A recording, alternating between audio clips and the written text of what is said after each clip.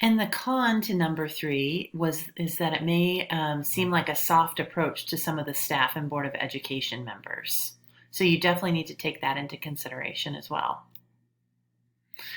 So then Section 8 asks, which decision is best for St. Regis? So in my opinion, it would be option 3. And this is based on the information that Mrs. Brandon went directly to Mr. Sample when she realized what was happening with the software. So I'm not seeing any sort of cover-up attempt that was made or any sort of real delay in going to find the information. And this leads me to believe that although it was illegal, the action taken by Mrs. Lynn to distribute the copied software was an attempt to improve student learning and access to resources, not an intentional illegal action taken against the software company. This option also provides a great way to improve staff knowledge through a professional development plan. Obviously, that's lacking at St. Regis.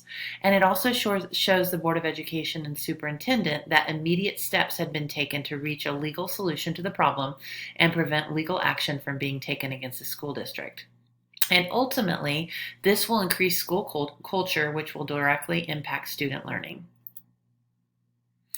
Then when we talk about the implementation, the very first step is that Mr. Sample needs to collect all of the relevant information. Who was involved? What was the timeline? He needs to interview everyone that was involved. Step 2, Mr. Sample needs to go straight to his superintendent with this information and to work to propose his plan of action for approval.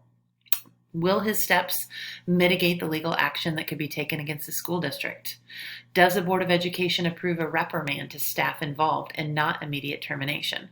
So he needs to get the buy-in of the superintendent and the Board of Education. Step 3, Mr. Sample will need to have individual conversations with Mrs. Lynn and any other staff involved in the copyright infringement.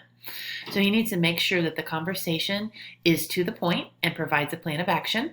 And he also needs to make sure that everyone involved clearly understands why copying and distributing the software was illegal. Number 4, step 4, would be Mr. Sample needs to talk with the PTA and have a similar conversation to the one he had with staff members, explaining why it was illegal and how they would please do something different next time. Step 5, Mr. Sample needs to have a staff meeting and make sure that everyone is on the same page and understands the law.